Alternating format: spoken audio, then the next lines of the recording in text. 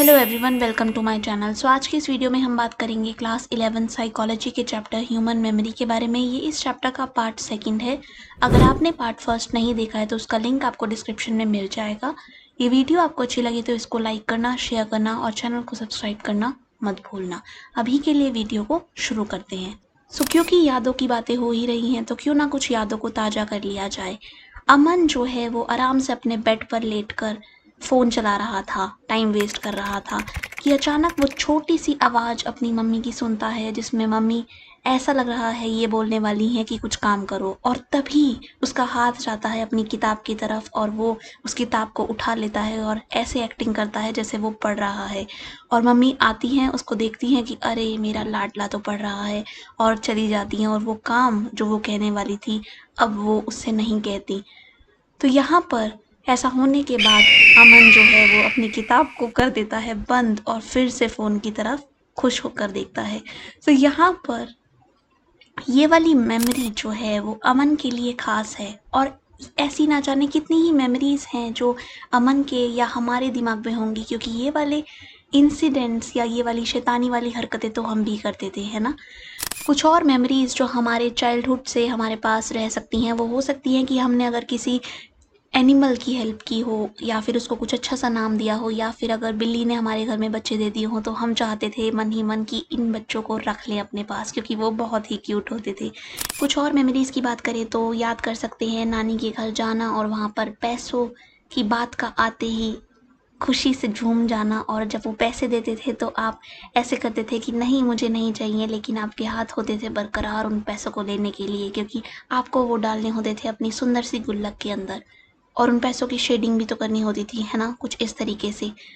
ये तो हो गई अच्छी पॉजिटिव मेमोरी। कुछ ऐसी मेमोरीज भी हो सकती हैं जो कि नेगेटिव हों इन नेचर। सो यहाँ पर किसी चीज़ का या किसी इंसान का, किसी जानवर का आपके लाइफ में जो मैटर करता है उसका खो जाना, वो भी आपकी मेमोरी में काफ़ी टाइम तक रह सकता है। तो यहाँ पर क्योंकि हम बात कर रहे हैं लॉन्ग टर्म मेमोरी की, ऐसी मेमोरी जिसमें टाइम जो है वो कोई बाधा नहीं डालता, मतलब ये ऐसी मेमोरी हैं जो काफ़ी टाइम तक आपके साथ रहेंगी, यानी लंबे समय तक। यहाँ पर इस मेमोरी की कैपेसिटी इतनी ज़्यादा होती है कि आप यहाँ पर मल्टीपल मेमोरीज रख सकते हो, जैसे कि आपका वाइवा में आंसर भूल जाना और हवा में देखना और ये एक्टिंग करना कि आपको तो याद बस आंसर आने ही वाला है। या फिर आपका पहला क्रश, या फिर आपका अपने दोस्त के घर जाना और ये देखना कि कितने आराम से और कितनी कंफर्टेबली वो अपने पेट के साथ खेल रही है, जबकि आपका दिल तो धक-धक हो रहा है ना? या फिर ऐसे अपने दोस्तों को भूत की कहानियाँ सुनाना और मनगढ़ंत कहानियाँ बनाना, जहाँ पर आप ऐसे रियल इमोशन डालते हो कि दूसरा तो बिलीव ही कर लेता है। ये सारी चीज़ें हमने भी की हुई हैं एंड आई एम श्योर आपने भी की हुई होंगी। और ये सारी चीज़ें हमारे मेमोरी के स्टोर में अभी तक हैं, क्योंकि इन्होंने जो है वो अपनी जगह बनाई हुई है इन मेमोरीज़ ने। क्यों? क्योंकि इनमें एक इमोशनल कंपोनेंट था। लॉन्ग टर्म मेमोरी में जो इन्फॉर्मेशन जाती है वो तब जाती है जब आप रिहर्सल करते हो। मैं बात कर रही हूँ इलैबोरेटिव रिहर्सल की। तो यहाँ पर आप इन्फॉर्मेशन को डीप लेवल पर प्रोसेस करते हो, उसको मीनिंग देते हो, उसके साथ बाकी इन्फॉर्मेशन को जोड़ते हो जो कि पास्ट की है या फिर ऐसी इन्फॉर्मेशन है जो इससे सिमिलर है, ताकि ये जो एसोसिएशन है न्यू इन्फॉर्मेशन की प्रीवियस इन्फॉर्मेशन के साथ वो स्ट्रॉन्ग हो जाए। और इस लिंक का फ़ायदा आपको ये मिले कि आपको न्यू इन्फॉर्मेशन को स्टोर करने में कम मेहनत करनी पड़े और ये काफ़ी लंबे ड्यूरेशन तक चले। तो ऐसे में एसोसिएशन का होना और इलैबोरेटिव रिहर्सल का प्रेजेंस, दोनों ही चीज़ें लॉन्ग टर्म मेमोरी को हेल्प करती हैं इन्फॉर्मेशन को रखने में। तो अब अगर आप अपने फ्रेंड के बर्थडे को याद रख पा रहे हो और ये याद रख पा रहे हो कि उसके बर्थडे का टाइम क्या है, या फिर वो किस मंथ में आता है, या फिर वो किस मंथ में नहीं आता है, तो ये सारी चीज़ें जो हैं वो एक पर्टिकुलर डेट से जुड़ी हुई हैं। ठीक है, ऐसी डेट जो चेंज नहीं होगी, ऐसा मंथ जो चेंज नहीं होगा। ऐसा नहीं होगा कि ओके वो सितंबर में पैदा हुआ है और ये इन्फॉर्मेशन आपके पास है और अगली इन्फॉर्मेशन आपके पास आती है कि वो तो नवंबर में पैदा हुआ था।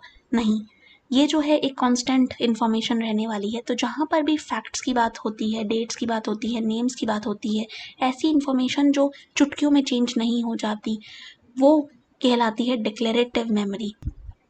तो आप भी अगर मेरी तरह हो तो आप ऐसा नहीं करोगे कि गिफ्ट लिया और वहीं से पैक करा लिया। आप उस गिफ्ट के पेपर को घर लेकर आओगे और अपने आप अपने हाथों से उस पेपर को यूज़ करते हुए उस गिफ्ट को पैक करोगे, काफ़ी सारे इमोशंस उसमें डालते हुए। लेकिन जो प्रोसीजर वहाँ पर लगेगा वो चीज़ किसी फैक्ट से रिलेटेड नहीं होगी, वो नेम से रिलेटेड नहीं है, वो डेट से रिलेटेड नहीं है, वो रिलेटेड है किसी प्रोसीजर से, किसी एक्शन से। सो यहाँ पर इस टाइप की मेमोरीज को कहा जाता है प्रोसीजरल मेमोरी या फिर नॉन डिक्लेरेटिव मेमोरी, क्योंकि यहाँ पर इन्वॉल्व होता है प्रोसीजर। सो अगर आपको पता है कि आपके फ्रेंड को कौन सा केक पसंद है और कौन कौन से इंग्रेडिएंट्स जो है वो उसमें होने चाहिए तभी वो उस चीज़ को लाइक करेगा, तो ये वाली चीज़ क्या कहलाएगी, कौन सी मेमोरी के अंदर ये आएगा। जबकि ऐसा इंस्टेंस जहाँ पर आप खुद उसके लिए बेक करके ले जाते हो केक, तो वहाँ पर जब वो बेकिंग का प्रोसीजर चल रहा था तो वो कौन सी मेमोरी कहलाएगा। तो यहाँ पर दोनों ही केसेस में अगर आप आंसर सही दे पाए हो तो आप इस लेक्चर को अच्छे से सुन रहे हो, गुड। तो दोनों ही मेमोरीज में एक और डिफरेंस आ जाता है, जो कि ये है कि प्रोसीजरल मेमोरी के बारे में आपसे जब कोई पूछता है तो आप उस प्रोसीजर के वर्बल डिस्क्रिप्शन को देने में थोड़ा सा हिचकिचा सकते हो, क्योंकि वो वाला जो प्रोसीजर है वो आपके एक्शंस में दिखता है, वो चीज़ आपके मेमोरी में है, लेकिन उसका वर्बल डिस्क्रिप्शन उतना बाहर नहीं आ पाता, क्योंकि वो फैक्ट्स नहीं है, वो नेम नहीं है, वो डेट नहीं है। ये वाली इन्फॉर्मेशन डिक्लेरेटिव के अंदर आती है और ईजिली एक्सप्रेस हो पाती है। हो सकता है कि यहाँ पर ये चीज़ ज़्यादा कॉमनली यूज़ हो रही होती हो या फिर पर्सन बहुत ही ज़्यादा फेमिलियर हो, क्योंकि रिपीटेटिव लेवल पर ये हो रही है इसीलिए ऐसा होता हो। लेकिन दोनों ही केसेस में ये वाला डिस्टिंक्शन रहेगा कि डिक्लेरेटिव मेमोरीज का वर्बल डिस्क्रिप्शन आप आसानी से दे पाते हो, जबकि प्रोसीजरल मेमोरीज का देने में आपको थोड़ी डिफ़िकल्टी हो सकती है। सो अब बात करते हैं अगली क्लासिफिकेशन की। ये क्लासिफिकेशन हमें दी है टल्विंग ने। ये क्लासिफिकेशन किस चीज़ की है, ये है डिक्लेरेटिव मेमोरी की। तो दो तरीके की मेमोरी हमें यहाँ पर देखने को मिलती है, एक कहलाती है एपिसोडिक, दूसरी कहलाती है सिमेंटिक। तो एपिसोडिक मेमोरी में एपिसोड की बात आप कर सकते हो। एपिसोड मतलब कोई ऐसी चीज़ हुई है जो पर्सन को काफ़ी अच्छे से याद है। क्यों? क्योंकि उसकी इमोशनल वैल्यू जो है वो बहुत ज़्यादा है, उसमें एक चार्ज है जो पर्सन भूल नहीं पा रहा। जैसे कि अगर किसी ऐसे पर्सन की बात करें जो कि बर्थडे में उतना विश्वास नहीं रखता था और नहीं मना पाता था किसी भी कारण की वजह से अपना बर्थडे, तो यहाँ पर अगर उसका एक बर्थडे मनाया जाता है और वो इतना बेहतरीन तरीके से मनाया जाता है कि उसको वो भूला नहीं जाता। उसका केक, उसकी डेकोरेशन, रिसीव्ड किए हुए गिफ्ट्स, देन पीपल जो कि सारे उसके फेवरेट थे, अगर वो उसकी पार्टी को अटेंड करते हैं तो ये सारी ही यादगार चीज़ें बनने वाली हैं और इसकी इमोशनल वैल्यू भी होगी। तो यहाँ पर एपिसोडिक मेमोरी में हम बायोग्राफिकल डिटेल भी लेकर चलते हैं पर्सन की, और यहाँ पर पर्सन से अगर पूछा जाए तो वो काफ़ी अच्छे से इस इंफॉर्मेशन को जो है वो रिट्रीव कर सकता है। क्यों? क्योंकि इसने काफ़ी डीप लेवल पर उसको जो है वो इन्फ्लुएंस किया है। ठीक है, अब बात करते हैं सिमेंटिक मेमोरी की।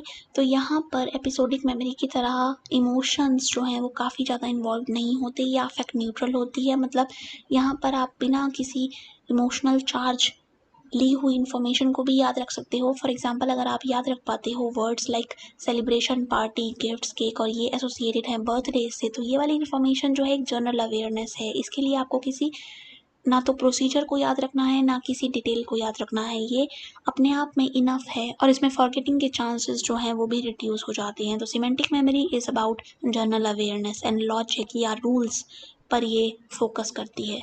इमेजिन करो एक ऐसा कमरा जहाँ पर अंधेरा है, यहाँ पर सामान तो रखे हैं लेकिन ऐसे सामान हैं जो काफ़ी मोनोटोनस और ऑर्डिनरी हैं और अब वो आपकी अटेंशन नहीं खींच रहे।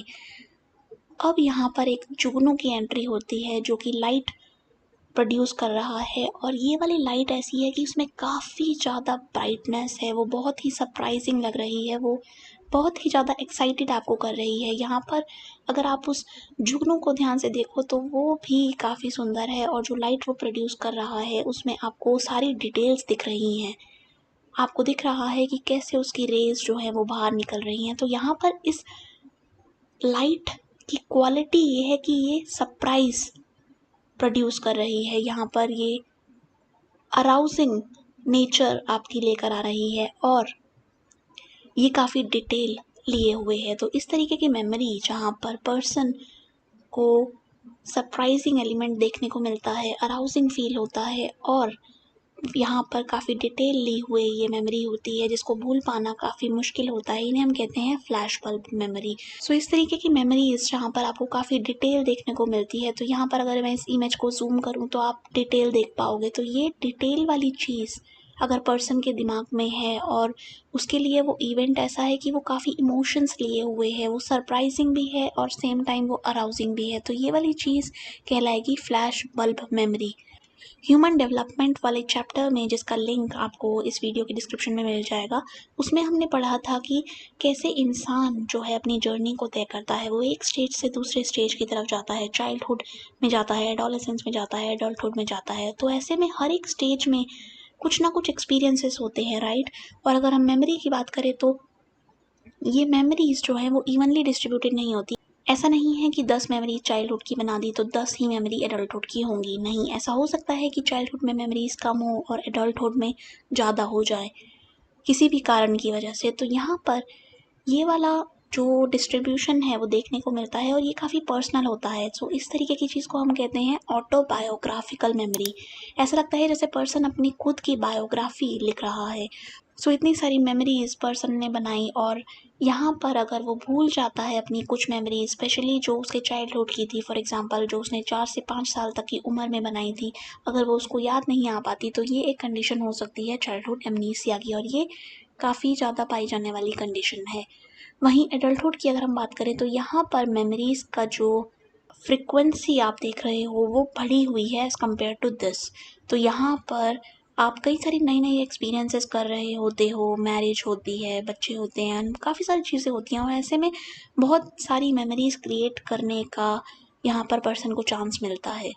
जो अगली टाइप की मेमोरी हम पढ़ने वाले हैं इसे हम कहते हैं इम्प्लिसिट मेमोरी। सो यहाँ पर होता क्या है, यहाँ पर ऐसी मेमोरीज होती हैं जो आती हैं और पर्सन के कॉन्शियस अवेयरनेस के बियॉन्ड रहती हैं। तो इनका जो रहने का स्थान है वो है आउटसाइड पर्सन्स कॉन्शियस अवेयरनेस, ठीक है। तो पर्सन को पता ही नहीं होगा कि मेमोरी बनी है। तो ये आप ऐसे इमेजिन कर लो कि मेमोरी बन गई और अब आपको वो नहीं दिख रही, वो कहाँ है, आप उसके बारे में अवेयरनेस नहीं रख रहे।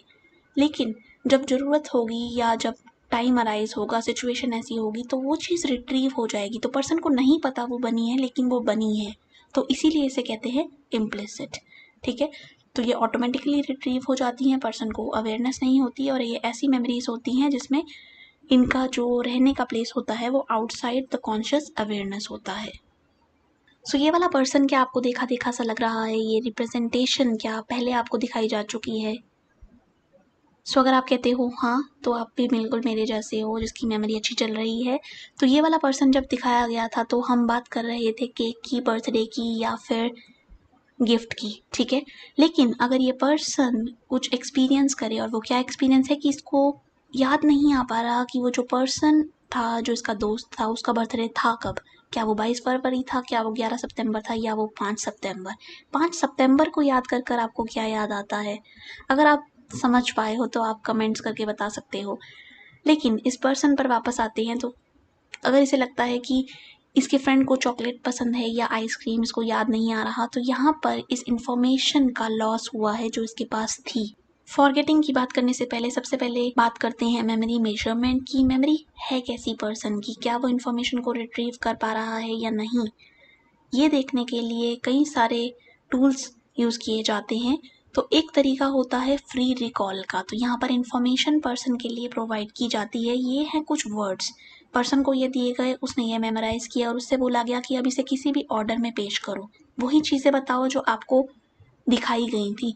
तो यहाँ पर पर्सन अगर उस चीज़ को कर पाएगा किसी भी ऑर्डर में तो ये कहलाएगा फ्री रिकॉल। यहाँ पर फ्रीडम भी है और यहाँ पर कोई ऑप्शंस भी नहीं दिए जा रहे। पर्सन को जो चीज़ें दिखाई गई थी अब उसे वो वाले कार्ड्स नहीं दिखाए जा रहे फेमिलियरिटी प्रोड्यूस करने के लिए, बल्कि उससे सीधे ही डायरेक्शन दी जा रही है कि आपको वर्ड्स प्रोड्यूस करने हैं वो वाले जो आपको दिखाए गए थे। तो ये चीज़ जो है कहलाई जाएगी रिकॉल, ना कि रिकॉग्निशन। रिकॉग्निशन और रिकॉल डिफरेंट है। क्या डिफरेंस है? जब हम रिकॉग्निशन की बात करते हैं तो अगर पर्सन को ये वाली इन्फॉर्मेशन प्रेजेंट की गई पहले और उसके बाद उससे क्वेश्चन पूछा गया, लेकिन इस क्वेश्चन के साथ उसके सामने रखे गए कुछ ऑप्शंस और इन ऑप्शंस में जो आंसर था वो मौजूद था, तो यहाँ पर अगर पर्सन उस आंसर को दे पाता है, ये देखते हुए कि अरे ये तो मैंने देखा हुआ है पहले, इस इन्फॉर्मेशन में ये था और अब मैं इस चीज़ को फ़ैमिलियर मानते हुए बता पा रहा हूँ, तो ये रिकॉग्निशन होगा, ये पर्सन ने रिकॉग्नाइज़ किया है, ना कि रिकॉल। रिकॉल में क्या होता है, आप इन्फॉर्मेशन पर्सन को देते हो, पर्सन उसको अपने दिमाग में रख लेता है और अब बिना किसी ऑप्शंस के आपको वो रिप्रोड्यूस करने को बोला जाता है। तो यहाँ पर कोई ऑप्शंस नहीं दिए जाते, कोई फ़ैमिलियरिटी नहीं कराई जाती, कुछ नहीं ऐसा किया जाता, बल्कि बस ये बोला जाता है कि आप उस चीज़ को बताओ जो कि आपने देखी है या सुनी है। मेमोरी को मेजर करने का अगला तरीका कहलाता है सेंटेंस वेरिफिकेशन टास्क। तो यहाँ पर क्या होता है, यहाँ पर हम ऐसी मेमोरीज की बात करते हैं जो कि सिमेंटिक मेमोरी है। क्यों? क्योंकि ये सिमेंटिक मेमोरी मैंने बताया था न्यूट्रल अफेक्ट होता है इनके साथ, तो यानी इमोशंस उतने अटैच नहीं है, तो यहाँ फॉरगेटिंग के चांसेस रिड्यूस हो जाते हैं। तो ये वाला जो मेथड है ये उस वाली मेमोरी को एड्रेस करने में, उसको मेजर करने में काफ़ी हेल्प करेगा। तो सेंटेंस वेरिफिकेशन में होता क्या है, यहाँ पर पर्सन को दिया जाता है एक सेंटेंस और उससे पूछा जाता है कि ये ट्रू है या ये है फॉल्स। तो एक एग्जांपल ले लेते हैं, अगर मैं बोलूँ कि फ्रांस की राजधानी पेरिस है और अगर आपको ये इन्फॉर्मेशन पहले से पता है तो आप बोलोगे हाँ ये है, लेकिन यहाँ पर अगर पर्सन बोलता है फॉल्स, तो वहाँ वो उस इन्फॉर्मेशन को, जो क्या पता उसके दिमाग में पहले हो, वो वहाँ पर उसको रिटेन नहीं कर पाया, तो ऐसे में उसने जो इस वाली स्टेटमेंट के लिए आंसर रिक्वायर्ड था वो नहीं दिया। तो यहाँ उसकी मेमोरी की रिटेंशन कम होगी एज़ कम्पेयर टू जब वो सही आंसर दे रहा है और बहुत ही फास्ट तरीके से आंसर दे रहा है। तो faster the person is responding, better retained वो इन्फॉर्मेशन को किए हुए है। मेमोरी को मेजर हम करना चाहते हैं तो कई बार मेमोरी को मेजर तो हम वर्बल डिस्क्रिप्शन से भी कर लेते हैं कि इस पर्सन को तो ये चीज़ पता है, लेकिन हर बार तो वर्बल डिस्क्रिप्शन देना भी पॉसिबल नहीं होता, स्पेशली जब हम बात करें ऐसी मेमोरीज़ की जहाँ पर कॉन्शियस अवेयरनेस के बियॉन्ड मेमोरीज़ जो हैं वो ऑपरेट हो रही हैं। तो यहाँ पर प्राइमिंग मेथड यूज़ होता है। प्राइमिंग मेथड का प्रोसीजर ये रहता है कि पर्सन को दिखाई जाती है एक लिस्ट जिसमें कुछ वर्ड्स होते हैं। ये लिस्ट काफ़ी लंबी सी लिस्ट होती है और यहाँ पर ऐसा करने के बाद पर्सन को एक और चीज़ दी जाती है जो कि है वर्ड्स, लेकिन यहाँ पर इनकम्प्लीट वर्ड्स हैं। तो ये जो वर्ड्स हैं ये मिक्सचर है, तो यहाँ ऐसे वर्ड्स भी हैं जो पर्सन ने पहले देखे हुए हैं लेकिन वो इनकम्प्लीट हैं, और कुछ नए वर्ड्स भी यहाँ ऐड किए हुए हैं वो भी इनकम्प्लीट। तो यहाँ पर पर्सन अनअवेयर होते हुए भी ऐसे वर्ड्स को पूरा कर पाता है जो उसने पहले देखे हुए हैं। तो यानी मेमोरीज इन वर्ड्स की बन गई थी लेकिन पर्सन को अवेयरनेस नहीं थी। और ये वाला जो परफॉर्मेंस पर्सन का रहता है जिसमें वो फेमिलियर वर्ड्स जो उसने पहले देखे हुए हैं उनको ज़्यादा फास्ट तरीके से रिट्रीव कर पाता है इंफॉर्मेशन को एज़ कम्पेयर टू ऐसे वर्ड्स जो उसने पहले नहीं देखे थे अनअवेयर होते हुए भी। तो हम यहाँ बोल सकते हैं कि प्राइमिंग हुई है, उसने मेमोरीज बना ली थी और अब वो मेमोरीज सामने आ रही हैं। और जब पार्टिसिपेंट से पूछा जाता है कि आप ये कैसे बता पाए हो, तो वो बोलते हैं हमने तो बस गेस किया है। तो ये गेस नहीं था, उनके दिमाग में मेमोरी बनी थी लेकिन वो अनअवेयर थे। अब बात करते हैं फॉरगेटिंग की, एक ऐसी चीज़ जो हम सब एक्सपीरियंस करते हैं स्पेशली तब जब हमसे मांगा जाता है हमारा होमवर्क या फिर असाइनमेंट। तो हम बोलते हैं कि अरे हम तो भूल गए, है ना, होता है ना। हमें ऐसा लग रहा होता है कि हमारी मेमोरी सो रही है ऐसी निद्रा में जो कि कुंभकर्ण की है। वाओ, क्या नींद ले रही है ना ये मेमोरी। और इसको उठाने की अगर कोशिश भी करो तो भी बेकार ही जाती है, क्योंकि अगर हम ब्रेन को यहाँ देखें तो वो इन्फॉर्मेशन को धीरे धीरे ब्लर कर रहा है। इन्फॉर्मेशन थी ऐसी लेकिन अब वो धीरे धीरे धीरे धीरे ब्लर हो रही है। अब ये दिमाग भूल जाता है सबसे पहले तो होमवर्क करना, ठीक है। उसके अलावा हम भूल जाते हैं हमारी गाड़ी की चाबियाँ, लोगों के नाम, डेंटिस्ट की अपॉइंटमेंट और जीमेल के पासवर्ड। ये तो सबके साथ होता है ना। हम प्रॉमिसेस भी भूल जाते हैं जो हम करते हैं कि अच्छा हम पढ़ाई करेंगे। हम अपने ग्लासेस भूल जाते हैं, पापा अपना वॉलेट भूल जाते हैं, मम्मी डायरेक्शंस भूल जाती हैं, दोस्त बर्थडे भूल जाते हैं, ऑफिस वाले डेडलाइंस भूल जाते हैं, लंच करना तो कोई नहीं भूलता, या फिर फ़ोन चलाना तो कोई नहीं भूलता। दवाई भूल सकते हैं, ग्रोसरीज लाना भूल सकते हैं, टिकट भूल सकते हैं, लेकिन फ़ोन और खाना, ये दोनों चीज़ें तो कोई भी नहीं भूलता, है ना। तो अब ये फॉरगेटिंग हो क्यों रही है?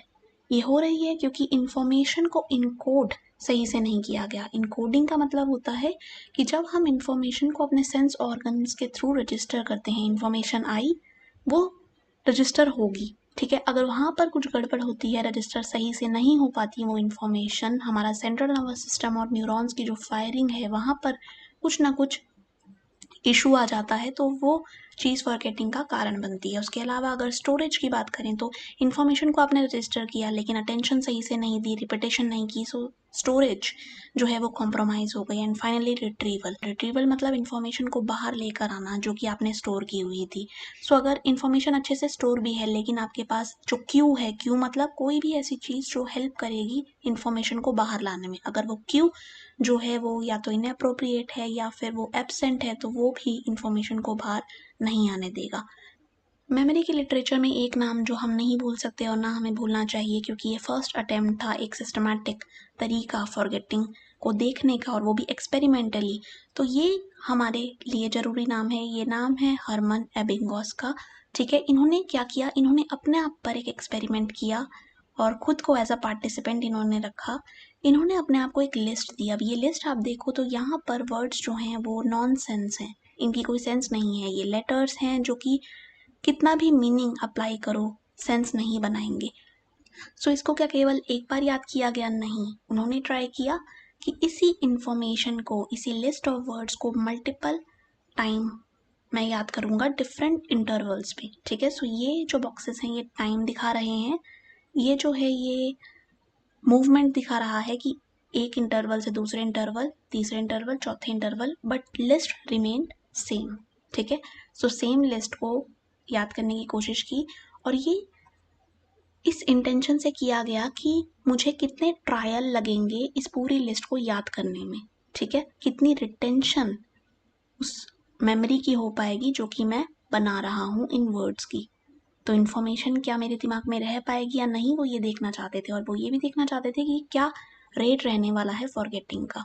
तो उन्होंने पाया कि जब उन्होंने शुरुआत की पढ़ने की, इन वर्ड्स को याद करने की और रिकॉल करने की, यहाँ पर मैं रिकॉग्निशन नहीं बोल रही, रिकॉल बोल रही हूँ, तो आपको ये वाली चीज़ बहुत ज़्यादा दिमाग में रखनी है कि रिकॉल की बात हो रही है। सो यहाँ पर देखा गया कि इन्फॉर्मेशन जो उन्होंने याद की उसमें एक बहुत ही शार्प डिक्लाइन था। ठीक है, और ये तब था जब पहले के 9 घंटे की बात हम करते हैं। और यहाँ पर इतना तगड़ा डिक्लाइन जो था वो कम हो जाता है जब हम बात करते हैं रिमेनिंग इंटरवल्स की। तो जैसे जैसे टाइम बढ़ता गया, इंटरवल्स बढ़ते गए, वैसे वैसे ये जो डिक्लाइन था ये उतना शार्प नहीं रहा, ये एक तरीके से ग्रेजुअल ड्रॉप कहलाया जाएगा अब। तो एक स्टेबिलिटी आ गई यहाँ पर। ठीक है, सो उन्होंने ये पाया कि फॉरगेटिंग शुरुआत में सबसे ज़्यादा मेजरली होती है, पहले के 9 घंटे बहुत क्रूशल होते हैं, रिटेंशन बहुत लो हो जाता है, फॉरगेटिंग का रेट बहुत हाई हो जाता है, ये टाइम को दर्शा रहा है। और जैसे जैसे आप इंफॉर्मेशन के साथ रहते हो तो वहाँ पर ग्रेजुअल जो है वो ड्रॉप देखने को मिलता है, ना कि और ज़्यादा शार्प।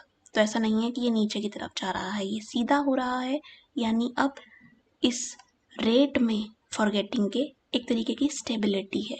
सो इस वाली थ्योरी ने कंट्रीब्यूट तो काफ़ी किया ये बताकर कि नेचर ऑफ फॉरगेटिंग कैसी रहती है और कब हमें शार्प डिक्लाइन देखने को मिलता है और कब ग्रेजुअल। लेकिन इसको लेकर भी कई सारे सवाल उठे। ऐसा माना गया कि अब पर्सन एज अ रिसर्चर खुद ही पार्टिसिपेंट है, तो क्या यहाँ पर बायसेस या इंफॉर्मेशन का कंटेमिनेट होना, ये वाली चीज़ अवॉइड की गई या नहीं की गई? तो देयर वर कंसर्न्स। ठीक है, लेकिन फिर भी इसे हम मेजर थ्योरी मानते हैं फॉरगेटिंग की। सो अब बात करते हैं अगली थ्योरी की। यहाँ पर सेंट्रल नर्वस सिस्टम और स्पाइनल कॉर्ड का जो रोल है वो देखा जाता है। न्यूरॉन्स जो हैं वो इन्फॉर्मेशन एक जगह से दूसरी जगह लेकर जाते हैं, तो यहाँ पर फिजियोलॉजिकल लेवल के चेंजेस हमें देखने को मिलते हैं। और ट्रेस डिके थ्योरी जो कि नाम से ही सजेस्ट कर रही है कि कुछ ना कुछ डिके हो रहा है, कुछ चीज़ लॉस एक्सपीरियंस कर रही है। क्या वो डिके है?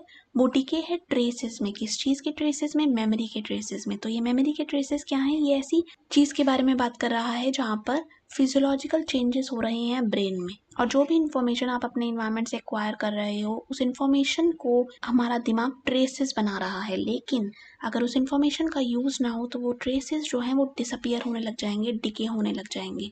तो जैसे जैसे ये कलर जा रहा है ये डिके को दिखा रहा है, और ये क्यों जा रहा है? क्योंकि इन्फॉर्मेशन यूज़ नहीं हो रही। तो तब क्या होता है जब हम सो रहे होते हैं, जैसे कि हम रोज कर रहे होते हैं, स्पेशली जब लेक्चर बोरिंग चल रहा होता है और हमारा पढ़ने का मन नहीं कर रहा होता, तो तब तो ऐसा होना चाहिए कि आपने यूज़ नहीं की इन्फॉर्मेशन तो सारी इन्फॉर्मेशन भाग जानी चाहिए, लेकिन स्टडीज़ ने पाया कि ऐसा नहीं होता। इसके अपोजिट ऐसे लोग जो कि जगे हुए हैं, और वो जगह क्यों है, क्योंकि उन्होंने इन्फॉर्मेशन को मेमोराइज किया है और अब वो इन्फॉर्मेशन के साथ ही हैं।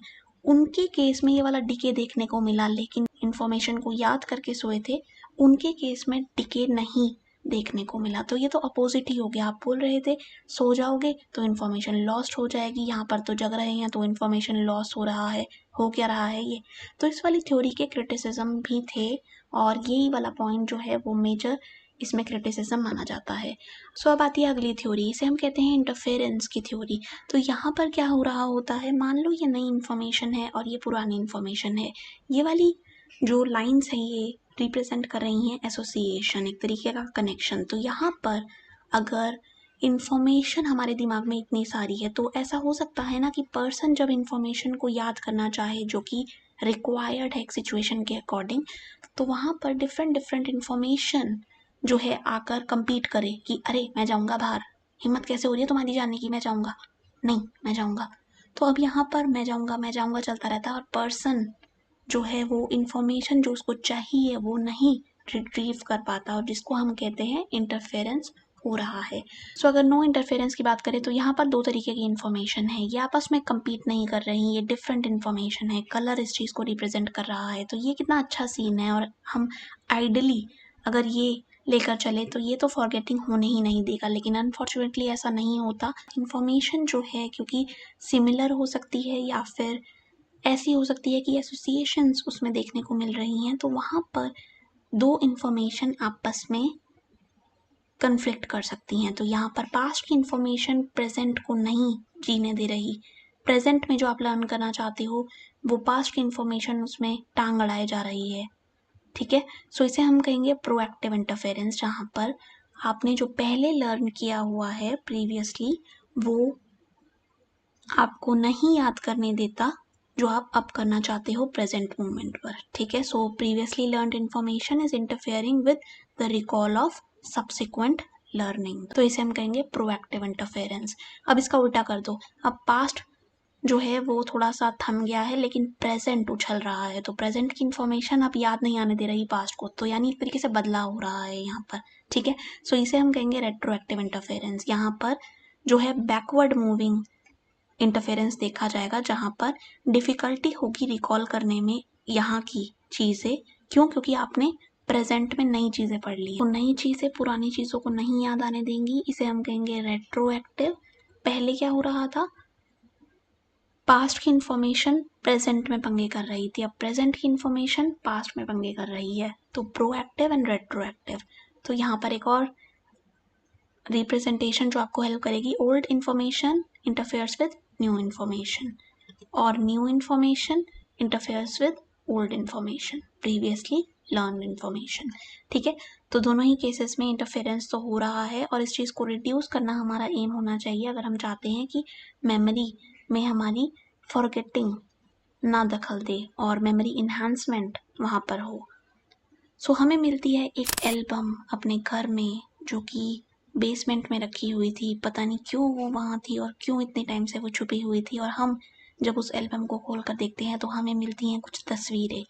अब ये तस्वीरें हमें एकदम से भेज देती हैं अपने उसी वाले एक्सपीरियंस के पास जो कि इस तस्वीर में दिखाया गया है। तो मेरे लिए ये वाला जो फ़ोटो होगा वो डिफरेंट होगा, वो मेरी मेमोरी का होगा। आपके लिए कोई ऐसी तस्वीर जहाँ पर आपको देख के ही ऐसा हो जाए कि यार ये तो बचपन की यादें हैं और ये कहाँ थी अब तक।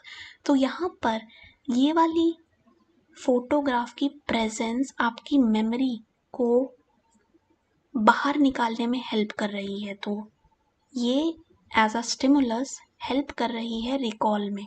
सो ये एड है एक तरीके की जो आपकी फॉरगेटिंग को रिड्यूस करेगी। सो इस वाले फ़ोटो की एब्सेंस में या ऐसी किसी चीज़ की एब्सेंस में जो कि रिक्वायर्ड है इस वाली मेमोरी को बाहर लाने में, तो अगर वहाँ पर वो वाली फ़ोटोग्राफ अवेलेबल नहीं है, यहाँ पर मैं बस फ़ोटो का एग्जांपल ले रही हूँ, ऐसा हो सकता है कि कोई भी स्टिमुलस, कोई भी चीज़ जो आपको याद कराने में हेल्प करे, तो यहाँ पर अगर ऐसा नहीं होगा तो पर्सन को अपना एक्सपीरियंस नहीं याद आ पाएगा, उसे वो वाली मेमोरी रिकॉल करने में डिफ़िकल्टी होगी और हम ऐसा बोलेंगे कि फॉरगेटिंग हो गई है।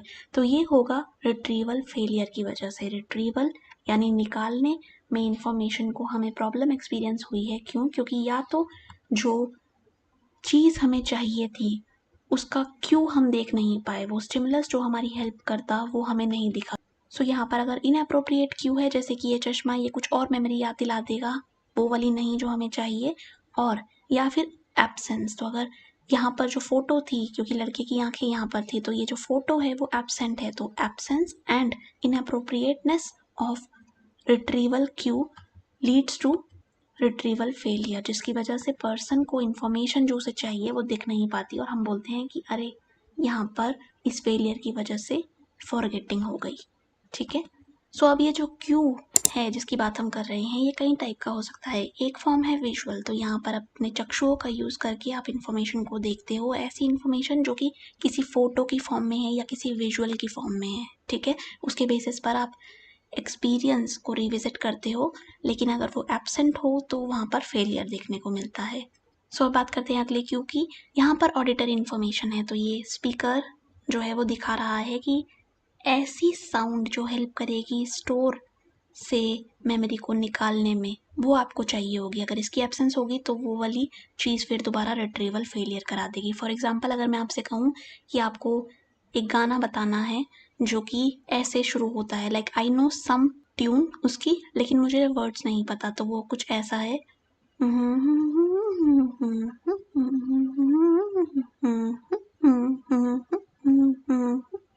तो अब आप अगर याद नहीं कर पा रहे इसको सुन के, तो यानी ये इनअप्रोप्रिएट क्यू है। लेकिन अगर आप याद कर पा रहे हो कि ये तो है डीजे वाले बाबू मेरा गाना चला दो, तो यहाँ पर आपने रिट्रीवल क्यू की वजह से इंफॉर्मेशन को रिट्रीव कर दिया। सो डीजे वाले बाबू मेरा गाना चला दो, अगर ये वाला गाना आपके दिमाग में स्टोर्ड था धुन के साथ, तो मेरा गुनगुनाना उस इंफॉर्मेशन को बाहर लेकर आया। ठीक है। सो यहाँ पर ऑडिटरी क्यू की बात मैंने की। एक और क्यू क्या हो सकता है? ये हो सकता है टेस्ट से रिलेटेड। फॉर एग्जाम्पल, पर्सन के जीभ पर कुछ टेस्ट चढ़ा और आप उसे याद आ गई चीज़ें, तो अगर वो टेस्ट ना होता तो उसे वो नाम याद ना आते। सो मुझे याद आ रही है एक ऐसी दवाई जिसे बुखार में दिया जाता था, वो इतनी ज़्यादा कड़वी होती थी, लाइक इतनी कड़वी होती थी कि पर्सन जो है वो बुखार को चुन ले उस दवाई को चुनने से पहले। तो अब उसका नाम मुझे नहीं याद आ पा रहा। क्यों? क्योंकि शायद टेस्ट जो है वो मेरे जीभ पर नहीं है। Like I have memory that I know I have, but वो जो टेस्ट है ना, वो वाली चीज़ इस टाइम मुझे एक्सपीरियंस नहीं हो रही, क्योंकि मुझे बुखार नहीं हो रहा, तो फॉर्चुनेटली मुझे नहीं लेनी पड़ रही वो मेडिसिन। बट बात ये हो रही है कि अगर वो वाली मेडिसिन का टेस्ट मेरे जुबान पर होता तो मेरे को शायद उसका नाम याद आ जाता। लेकिन इन्फॉर्मेशन या तो इनअप्रोप्रिएट रह रही है या फिर एब्सेंट है, तो ऐसे में मुझे उस दवाई का नाम नहीं याद आ पा रहा, तो रिट्रीवल फेलियर हो रहा है। सो यहाँ पर एक और तरीके का क्यू हो सकता है जिसे हम कह सकते हैं स्मेल से रिलेटेड। तो अगर हॉस्पिटल की खुशबू आप याद करो, या फिर किताबों के पन्नों में से जो खुशबू आती है, वो वाली चीज़ें भी अलग अलग मेमोरीज याद दिलाएंगी, और उन चीज़ों को याद कर पाने के लिए शायद उस क्यू की ज़रूरत पड़ी, लेकिन वो ना हो तो वो जो चीज़ें आप याद करना चाहती हो वो ना आ पाए। तो यही जो है वो रिट्रीवल फेलियर होता है। सो क्या आप इस चीज़ को याद रख पा रहे हो? ये हमने कब पढ़ी थी, कौन से चैप्टर में, कहाँ पर ये आई थी? अगर आपको ये याद है तो यानी ये एज अ रिट्रीवल क्यू आपके लिए इस टाइम काम कर रहा है, क्योंकि ये आपको याद दिला रहा है पिछले लेक्चर की। तो अगर आपने देखा है तो गुड, नहीं देखा तो लिंक डिस्क्रिप्शन में है, जाकर देख सकते हो। सो ये वाली इंफॉर्मेशन जो है इस इमेज ने, जो कि मुझे बादलों में डॉग बनते हुए दिख रही थी, इसने मुझे याद दिलाया क्लासिकल कंडीशनिंग का। इसने मुझे ये भी याद दिलाया कि ओके डॉग बन रहा है, तो डॉग का स्ट्रक्चर इस तरीके का होता है, उसके कान यहाँ हैं, उसकी आंखें यहाँ हैं, बिल्कुल इस तरीके से। तो यहाँ पर ये वाली जो इन्फॉर्मेशन मैंने नई क्रिएट की है अपनी क्रिएटिविटी लगाकर, ये मैं ना कर पाती अगर मेरे दिमाग में ये वाली इमेज पहले से स्टोर ना होती और बादल ये वाली फॉर्म ना बना रहे होते, जिसकी वजह से ये वाली इन्फॉर्मेशन मेरे सामने आती। तो अब जब हम चाहते हैं कि फॉरगेटिंग कम हो और हमारी मेमोरी इन्हांस्ड रहे और ना सोए कुंभकर्ण की निद्रा में, तो हम कुछ टेक्निक्स अपना सकते हैं जिसके थ्रू मेमोरी को इन्हांस किया जाता है। तो अब अगर हमें मेमोरी को इन्हांस करना है तो हमें जानना होगा कि निमोनिक्स क्या होते हैं। निमोनिक्स मैं बोल रही हूँ यानी एम साइलेंट है। तो निमोनिक्स ऐसी स्ट्रैटेजी हो गई या फिर टेक्निक हो गई या फिर एड हो गई जो कि हेल्प करेगी मेमोरी को बढ़ाए रखने में। तो सबसे पहला तरीका जो इस चीज़ का आता है वो है कीवर्ड मेथड। यहाँ पर आप क्या करते हो, तो यहाँ पर कभी भी आपको अगर फॉरेन लैंग्वेज सीखनी है तो आप अपनी लैंग्वेज के वर्ड्स को भी याद रखते हो और इस वर्ड के साथ उस चीज़ को एसोसिएट कर देते हो। कैसे? फॉर एग्जाम्पल अगर मुझे स्पेनिश का ये वाला वर्ड सीखना है तो इसको प्रोनाउंस किया जाएगा गेतो, ठीक है, जबकि इसका जो मीनिंग होता है वो होता है कैट। तो अब गेतो जो है वो मेरे इंग्लिश के वोकैबुलरी में थोड़ा सा सिमिलर लग रहा है गेट से, तो मैं ऐसे इमेजिन कर लूँगी कि गेट के पीछे बिल्ली है, ठीक है। यहाँ पर ई जो है इसको यहाँ पर नहीं देखो आप, इसको यहाँ पर ढक लो, आप बस देखो GAT और ये O, तो गेतो मतलब कि बिल्ली, तो बिल्ली गेट के पीछे खड़ी है। गेट जो कि इंग्लिश का वर्ड है, तो इंग्लिश के वर्ड के साथ एसोसिएट कर रहे हैं हम स्पेनिश का वर्ड, और यहाँ पर हम विजुअलाइजेशन बना रहे हैं जहाँ पर बिल्ली का होना ज़रूरी है और गेट का होना ज़रूरी है, क्योंकि यहाँ पर इस वाले मेथड में आप इमेजेस का यूज़ करते हो, विजुअली चीज़ों को रिप्रेजेंट करते हो, ना कि किसी और फॉर्म में। सो नेक्स्ट जो निमोनिक आता है उसे हम कहते हैं द मेथड ऑफ लोकाई। यहाँ पर भी आप विजुअल इन्फॉर्मेशन का यूज़ करते हो, यहाँ पर आप इमेजिन कर रहे हो, ठीक है। सो काफ़ी ज़्यादा ब्रेन का यूज़ आप करोगे, इमेजिन करोगे चीज़ों को काफ़ी विविडली। सो मान लो आपको किसी बाहर देश में जाना है और उसके लिए आपको पैकिंग करनी है और आपको अपनी मम्मी से डांट नहीं खानी कि मेरा लड़का जो है वो सामान घर पर ही छोड़ गया आधा और उनको परेशान नहीं करना। तो आप क्या करोगे इस चीज़ को याद रखने के लिए कि आपने सारा सामान रख लिया है या नहीं, आप अपने आसपास की चीज़ों को, ऑब्जेक्ट्स को, फिजिकल ऑब्जेक्ट्स बेसिकली, उनके साथ आप जो चीज़ें आपको लेकर जानी है वो जोड़ दोगे। तो यहाँ passport lying on your bed side table, ये चीज़ आपने इमेजिन कर ली। क्लोथ्स जो हैं, यहाँ पर मैं बात कर रही हूँ ऐसे क्लोथ्स की जो कि बहुत ही ज़्यादा नेसेसरी हैं बाहर जाने के लिए, वो पड़े हैं काउच पे। फिर पजामे भी आपको लेकर जाने हैं तो वो फोल्डेड रखे हुए हैं बेड पर। एंड फाइनली सॉक्स जो कि नियर है क्रिसमस ट्री के। तो यहाँ पर पासपोर्ट एक पर्टिकुलर जगह पर है, पाइल ऑफ क्लोथ्स एक जगह पर है, पजामास ये थोड़े से डिफरेंट काइंड ऑफ पजामास हैं, एंड फाइनली सॉक्स। तो यहाँ पर इन तीन चीज़ों में जो है वो थोड़ी बहुत इंटरफेरेंस हो सकती थी, लेकिन हमने क्योंकि अलग अलग जगह पर इस चीज़ को प्लेस किया है, तो यहाँ पर पर्सन अगर इन चीज़ों को विजुअलाइज करके जाएगा तो उसके लिए ये वाली जो इन्फॉर्मेशन होगी चार, वो यहाँ पर आ जाएंगी उसकी लिस्ट में और वो अपनी मम्मी से डांट नहीं खाएगा। सो अब बात करते हैं ऑर्गेनाइजेशन की। यहाँ पर ये वाली चीज़ें एक पर्टिकुलर ऑर्गेनाइजेशन में लगी हुई हैं, ये फैली नहीं हुई, और यहाँ पर ब्रेन जो है वो भी यही काम कर रहा था, वो इंफॉर्मेशन को ऑर्गेनाइज कर रहा था। तो ये जो ऑर्गेनाइजेशन है ये भी काम आती है।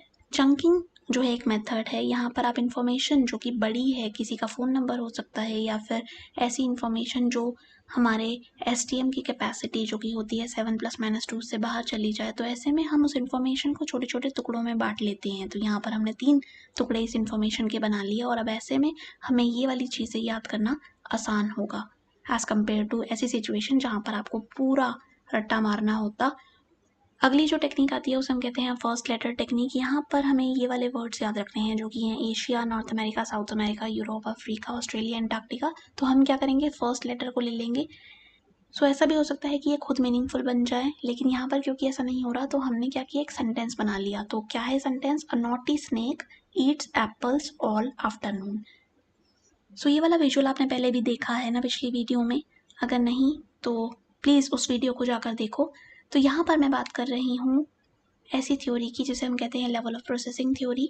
ये दी थी क्रेग और लॉकहार्ट ने, है ना।